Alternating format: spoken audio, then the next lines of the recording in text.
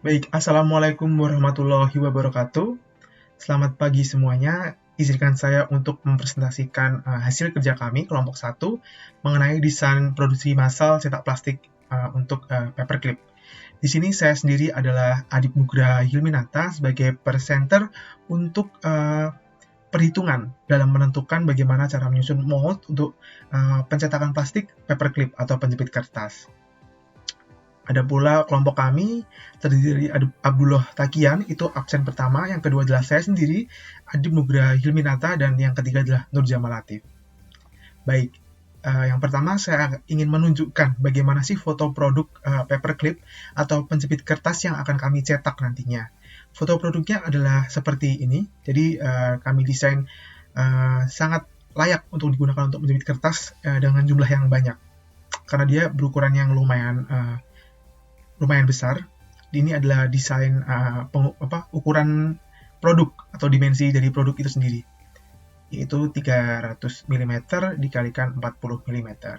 Dan ukuran detailnya dapat dilihat di layar yang ada.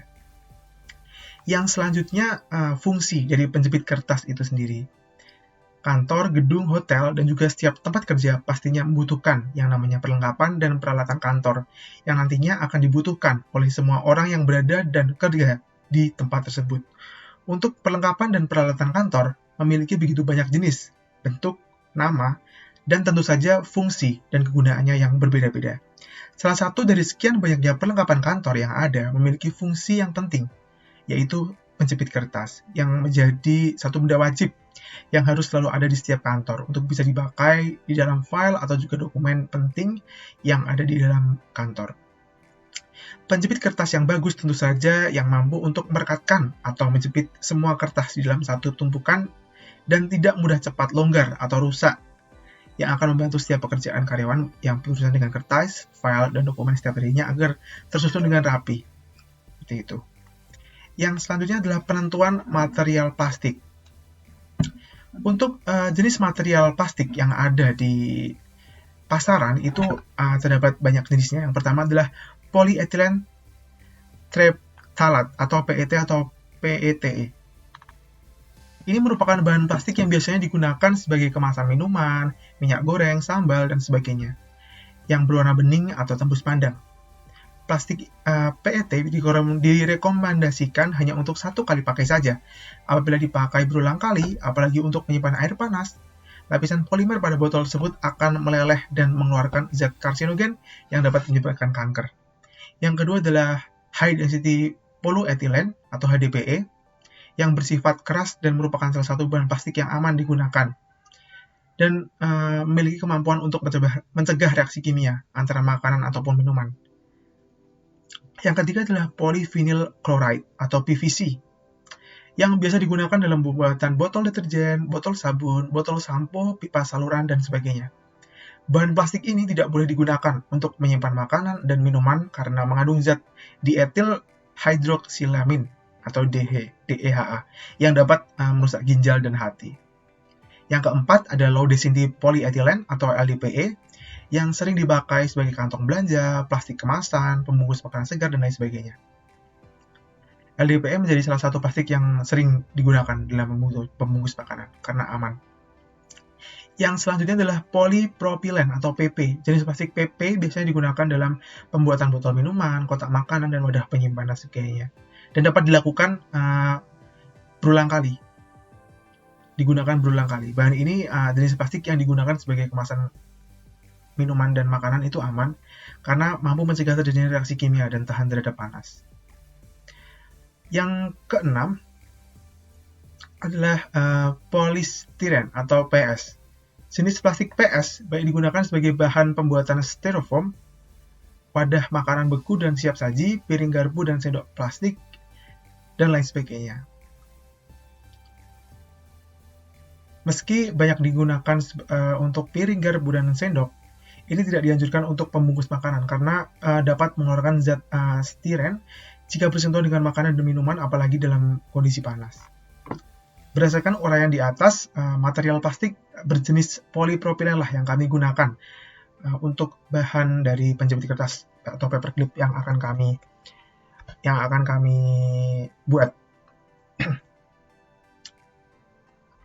Jadi ini untuk tabel alasan penggunaan, kenapa kami menggunakan polipropilen atau PP. Itu yang pertama, ketahanan terhadap zat kimia, asam encer tidak mudah bereaksi dengan polipropilen, yang membuatnya menjadi pilihan yang baik untuk wadah cairan seperti bahan pembersih, produk pertolongan pertama, dan banyak lagi. Paperclip itu adalah salah satu perlengkapan alat tulis kantor yang berfungsi sebagai penjepit kertas. Oleh karena itu, bahan paperclip harus tahan terhadap zat kimia yang terkandung dalam kertas. Yang kedua, elastisitas dan ketangguhan dari polipropilen akan bertindak dengan elastisitas pada rentang defleksi tertentu, tapi juga akan mengalami deformasi plastis sejak awal dalam proses deformasi, sehingga umumnya dianggap sebagai material yang keras. Paperclip itu berfungsi untuk menjepit kumpulan kertas, sehingga diperlukan kemampuan untuk membentang terlebih dahulu sebelum akhirnya menjepit kertas. Begitu pada saat menjepit kertas, diperlukan ketangguhan yang baik. Yang ketiga, ketahanan dari polipropilen. Polipropilen sendiri itu dapat mempertahankan bentuknya setelah banyak puntir, membungkuk, dan atau meregangkan. Properti ini sangat berharga untuk membuat engsel. Nah, itu sangat dibutuhkan karena paperclip dibutuhkan untuk menjepit kertas. Jadi dia pertama kan harus merenggang terlebih dahulu sebelum akhirnya nanti menjepit kertas, seperti yang saya jelaskan sebelumnya. Yang berikutnya adalah jumlah produk per shot. Untuk jumlah produk per shot itu dirancang harus menghasilkan produk yang dapat memenuhi permintaan pasar dan dapat bersaing dari segi harga. Untuk menghasilkan produk yang dapat memenuhi permintaan pasar dan biaya produksi yang lebih ekonomis, maka dalam perencanaan ini jumlah produk per shotnya sebanyak 2 buah. Asumsi dalam 1 hari waktu operasi mesin 8 jam, maka jumlah produk yang akan dihasilkan adalah 2 kali 8 kali 3.600 dibagi 27, sama dengan 2.132 buah per hari. Yang selanjutnya adalah jenis bahan mold yang akan digunakan. Nah, di atas ini merupakan beberapa bahan mold yang ada di pasaran. Yang pertama adalah asap, Starbucks atau Thyssen. Ini mempunyai nilai termal konduksi yang mencapai 21 BTU per feet kuadrat. Yang kedua adalah JIS S50, S45C, dan asap 760 atau Thyssen 1730. Mempunyai nilai termal konduksi yang mencapai 28 BTU per feet kuadrat. Dari uraian di atas, yang dapat digunakan untuk bahan cetakan adalah asap 718, Starbucks atau Thyssen 2312 per 2316, karena sudah mumpuni untuk menjadi bahan cetakan plastik berjenis PP. Yang selanjutnya adalah pemilihan baja perkakas. Pembuatan suatu perangkat mold perlu dilakukan pemilihan bahan. Pemilihan bahan ini didasarkan pada segi, fungsi, konstruksi, kekuatan, dan persediaan material yang terdapat di pasaran. Jadi untuk sifat fisik yang perlu dipertimbangkan dalam perancangan antara lain sifat kekerasan bahan atau hardness, sifat kekuatan tarik atau tensile strength, kekuatan geser atau shear strength, kekuatan tekan bahan atau yield point. Keempat itu adalah sifat-sifat yang harus dipertimbangkan untuk pemilihan baja perkakas yang akan digunakan. Pemilihan bahan, ada bagian yang tidak dibuat karena sudah tersedia di pasaran, misalnya buat pegas, pin, dan lain sebagainya itu sudah ada di pasaran dan kita lebih baik untuk membelinya daripada kita membuatnya. Bagian-bagian ini hampir sama fungsinya, yaitu harus mampu menahan gaya saat proses berlangsung. Dalam hal ini, kami menggunakan bahan AIC H13. Bahan ini memiliki tegangan tarik izin 5 ton per in kuadrat atau 77,5 Newton per milimeter kuadrat. Nah, untuk spesifikasi bahan baku plastik, kami menggunakan bahan material plastik berjenis polipropilen atau PP. Nah, di sini sudah terdapat tabelnya untuk beberapa sifat dari polipropilen. Itu dapat kita lihat bersama. Ini adalah tabel sifat-sifat propilen. Baik.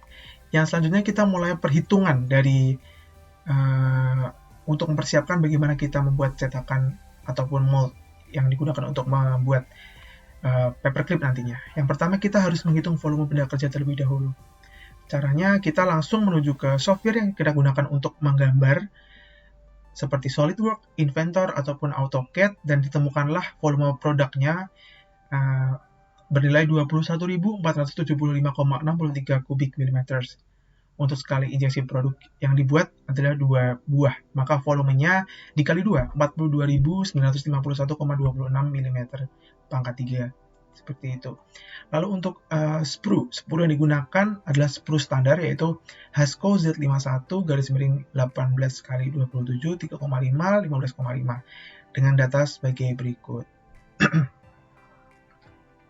Ukuran sprue standar untuk ketinggiannya 38 mm, diameter satunya 3,5, SR-nya 15,5, dan diameter 2-nya 6 mm, untuk L-nya adalah 94 mm. Dan lalu kita mencari volume sprue-nya dan didapatkan nilai 1703,55 mm. Yang selanjutnya kita diperlukan untuk mencari volume runner itu sendiri. Runner merupakan saluran masuknya cairan plastik ke rongga cavity yang membentuk produknya. Penampang runner merupakan suatu piramida. Ukuran yang disarankan untuk bahan PP adalah 4.750 sampai dengan 9.525 mm dan sisi miringnya 3/16 sampai dengan 5/16. Berikut adalah tabel rekomendasi diameter runner yang akan digunakan untuk pembentukan mold. Sehingga dapat dilihat bahwa runner dapat dibuat sedemikian rupa dan volume runner-nya ditemukan senilai 2.843,09 mm pangkat 3. Yang selanjutnya adalah mencari volume gate. Tipe gate yang dipakai adalah gate yang berpenampang segi 4. Ukuran yang disarankan adalah diameter atau kedalaman sama dengan ketebalan produk. Lalu dapat disimpulkan bahwa gate-nya berbentuk seperti ini dan dengan panjang 9,6, lebar 9,6, dan tingginya 9,6. Lalu untuk volume gate itu sendiri adalah 343,296 mm pangkat 3 sesuai dengan yang sudah diukur sebelumnya. Volume total plastik. Untuk mencari volume total plastik sendiri adalah V produk ditambah V sprue ditambah V runner ditambah V gate. Untuk V totalnya adalah 42.951,26 ditambah 1.703,55 ditambah 2.843,09 ditambah 686,59 sehingga ditemukan volume totalnya adalah sebesar 48.184,49. Apabila diketahui massa jenis atau rho dari polipropilen adalah 0,855 gram per cm pangkat 3, maka massa sekali injeksi didapatkan dengan rumus M sama dengan V kali rho. Dan ditemukan untuk massa sekali injeksi adalah senilai 41,197 gram. Massa sekali injeksinya berarti 41,197 gram. Menentukan gaya penjepitan. Nah, untuk cara menentukan gaya penjepitan sendiri kita dapat digunakan dengan cara mencari luas proyeksi. Beberapa luas proyeksi. Yang pertama adalah luas proyeksi produk dengan rumus yang sama untuk seluruh luas proyeksi ini. Untuk produknya sendiri adalah NP kali L, berarti P kali L-nya berapa, ketemu 24.000 mm². Untuk proyeksi gate-nya berapa, ketemu 184,32 mm². Dan untuk luas proyeksi runner itu sendiri ditemukan bahwa nilainya adalah 937,52 mm². Untuk luas proyeksi total berarti ditambahkan untuk luas proyeksi produk, ditambah luas proyeksi gate, lalu ditambahkan luas proyeksi runner. Dan ditemukan nilai 25.121,84. Lalu kita mencari luas penyusutan. Ini senilai 0,6% dari luas proyeksi total, yaitu senilai 150,731 mm². Yang selanjutnya adalah gaya klem. Gaya klem dapat dicari dengan luas proyeksi total dikalikan dengan tegangan izin material. Di sini dapat dicari dengan mengalikan 25.272,57 dikalikan dengan 12,225 dan ketemu angka senilai 308.957,16 Newton atau 30,89 Newton. Seperti itu. Yang selanjutnya adalah perhitungan cavity insert. Untuk menghitung cavity insert itu kita harus melihat terlebih dahulu benda kita untuk ukuran Y dan X-nya, 300 mm dan 40 mm untuk benda yang akan kami buat. Nah, untuk cavity insert-nya dapat dihitung dengan menggunakan rumus sebagai berikut. Dengan AC merupakan luas penapang kontak minimum antara cetakan dan cavity. Lalu di sini untuk AC-nya dapat dicari dengan dengan membagi kemampuan mesin dibagikan tegangan tariknya 2 juta dibagi dengan 12,225, ketemu angka senilai 16.352,92 mm². Dan luas penapang kontak minimum per cavity-nya adalah 12.903,22. Yang selanjutnya kita mencari tebal cavity plate dengan rumus ABC, dan ditemukanlah tebal cavity insert adalah 17,23 mm. Yang selanjutnya kita mencari dinding cavity insert hingga sisi luar samping cavity plate atau T2 dengan rumus defleksi maksimal. Lalu kita mencari T2-nya dengan rumus yang sama, yaitu W sama dengan 300 kali 2 dikalikan 20.000 PSI, dan ketemu nilai W-nya atau beratnya adalah 83.444 Newton. Lalu untuk inersianya adalah senilai 999,086,05. Lalu akhirnya ditemukan untuk H-nya atau jarak H atau T2-nya atau jarak minimum dinding cavity insert hingga sisi luar samping cavity plate adalah 509,15 mm. Yang selanjutnya kita mencari jarak dinding cavity insert hingga sisi luar bagian bawah atau T3. Dengan cara yang sama kita mencari beban terlebih dahulu, lalu akhirnya kita mendapatkan T3, yaitu senilai 16,11 mm. Yang selanjutnya adalah perhitungan dimensi cavity plate. Untuk panjang cavity plate itu merupakan 2 kali T2 ditambah 2 kali lebar produk maksimal ditambah jarak antara dua produk.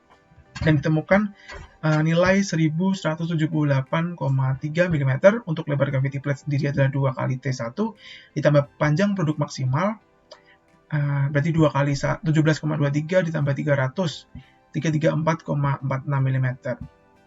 Untuk tebal cavity plate sendiri itu untuk T 17,23 ditambah tinggi produknya. 17,23 sendiri ditambah 2, ketemu hasil 19,23 mm untuk tebal cavity plate itu sendiri.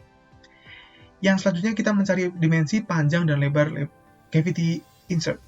Untuk cavity insert sendiri ditarik dengan cara P sama dengan 300 tambah 2 kali 19,23 dan ditemukan nilai sebesar 338,46 mm.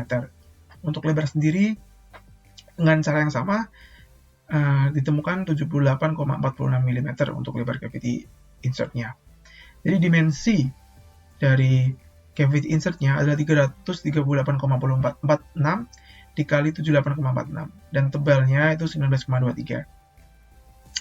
Yang selanjutnya kita mencari perhitungan dimensi support plate. Perhitungan dimensi support plate itu dicari dengan tegangan tarik, dengan rumus awalnya tegangan tarik yang terjadi. Dan ditemukan panjang plate-nya itu 399 dan untuk tebalnya 79. Nah, ini sesuai dengan referensi atau tabel untuk support plate yang dapat dilihat di Hascook. Yang selanjutnya adalah perhitungan injection time. Jadi untuk injection time, waktu yang diperlukan untuk sekali injeksi itu adalah injection high timer ditambah injection hold timer plus solidification time atau waktu pendinginan ditambah waktu membuka dan menutup cetakan. Dapat dilihat grafik yang seperti ini. Nah, untuk injection high timer sendiri merupakan waktu pengisian cairan plastik ke rongga cetakan. Injection high time dapat dicari melalui data mesin atau just mode tipe JMF 168T strip A yang digunakan yaitu shot weight-nya 243 gram, diameter skrunya 40 mm, ejection rate-nya 122 gram per second, dan untuk shot size-nya 27.000 mm pangkat 3. Nah, untuk mencari debit plastiknya itu injection rate dibagi dengan rho ketemu nilai 115.094,3 mm pangkat 3 per second. Untuk watt screw-nya itu pi per 4 D kuadrat, itu berarti 0,78 kali 1600. Ditemukan angka 1256 mm kuadrat. Untuk kecepatan injeksinya itu V injeksi sama dengan Q out per A 115.094,3 dibagi 1256 ditemukan angka 91,63 mm per second. Untuk jarak maju screw, ejection stroke-nya shot size dibagi dengan A. Berarti ketemu 270.000 dibagi dengan 1256 atau 214,9 mm. Untuk waktu yang dibutuhkan dalam sekali injeksi, berarti 215 dibagi dengan 91,63. Dan ketemu waktu 2,13 untuk waktu sekali injeksinya.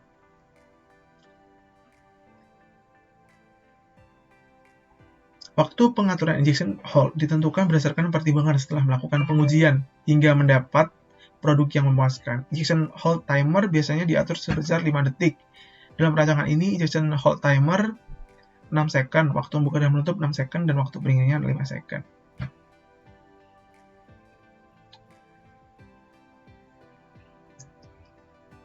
Lalu untuk waktu keseluruhannya, cetakan buka ditambah filling, tambah injection high timer, tambah injection hold timer, tambah solidification, percetakan menutup itu 10 tambah 4 tambah 5 tambah 8 tambah 5 tambah 10 second, ketemu dengan 42 second atau 42 detik. Lalu untuk perhitungan sistem pendinginan. Nah, untuk sistem pendinginan itu kita harus menentukan panas total yang harus dibuang terlebih dahulu dengan rumus Q sama dengan N kali delta I kali K. Dan untuk mencari jumlah injeksi tiap jam atau N itu adalah 3600 dibagi dengan 42. Jadi ketemu 85 siklus per jam. 85 siklus per jam. Lalu untuk ada juga bahan atau entalpi bahan tabel perbedaan entalpi plastik untuk polipropilen sendiri adalah 48 kJ per kilogram, maka ditemukan untuk Q-nya adalah 1568,78 kJ per jam. Lalu kita mencari panas yang terbuang secara alamiah. Panas yang terbuang secara alamiah itu berarti didapatkan 1443,93 kJ per jam menggunakan rumus yang ada di perhitungan ini. Yang selanjutnya adalah panas rata-rata. Panas rata-rata didapatkan dengan rumus Q2 sama dengan Q min. Q1 dengan Q itu sendiri adalah panas total cetakan tiap jam. Q1 sendiri adalah panas yang terbuang secara alamiah. Dan Q2-nya adalah panas yang kita cari saat ini yang didapatkan dengan 1568,78 dikurangi 1443,93 ditemukan angka 124,84 kJ per jam. Nah, untuk kecepatan fluida pendinginan itu dicari dengan menggunakan rumus W, kecepatan aliran pendinginan sama dengan bilangan Reynolds dikalikan dengan viskositas kinematis air pada suhu 25 derajat dan dibagi dengan diameter lubang pendinginan. Dan untuk bilangan Reynolds yang digunakan adalah 4500, kita ambil tengah-tengahnya saja. Lalu didapatkan bahwa kecepatan aliran pendinginan adalah 0,3 meter per second. Untuk debit air pendinginannya adalah S sama dengan 2830 kali D kuadrat dikali W, itu sama dengan 0,191 meter pangkat 3 per jam. Lalu untuk perhitungan beda suhu keluar masuk pendinginan dicari dengan rumus tersebut. Lalu untuk delta T-nya itu ditemukan sebesar 0,156. Jadi untuk suhu keluar cetakannya T out sama dengan T in ditambah delta T ketemu angka 27,156 derajat Celcius. Lalu untuk perhitungan panjang saluran pendinginan, Panjang saluran pendinginan itu sendiri dapat dicari dengan rumus L, dan ketemu bahwa nanti L-nya itu 0,62 meter. Perhitungan jarak lubang pendingin. Jarak lubang pendingin antara permukaan benda kerja dengan lubang pendingin sangat berpengaruh terhadap pendinginan cetakan. Jarak pusat lubang pendinginan dengan permukaan benda kerja adalah C sama dengan jarak lubang pendingin dengan benda kerja, dan D1 adalah diameter lubang 15 mm. Maka untuk C sendiri adalah 30 mm, dan untuk B-nya adalah 3 kali C, maka dia 60 mm. Nah, sekarang menentukan ejector pin. Untuk ejector pin itu sendiri adalah alat yang digunakan untuk membantu mengeluarkan produk dari cetakan. Nah, untuk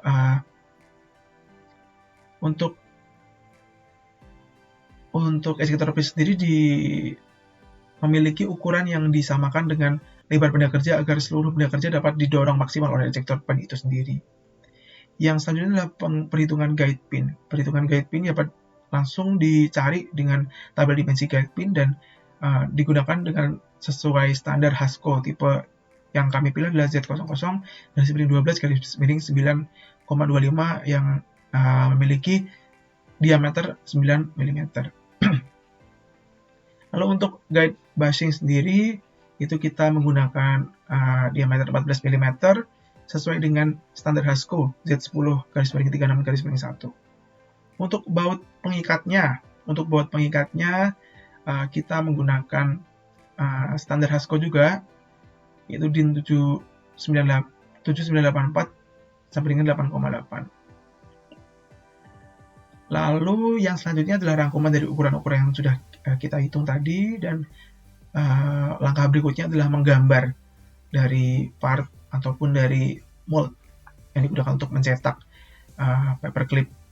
Desainnya akan dilanjutkan oleh teman saya. Terima kasih.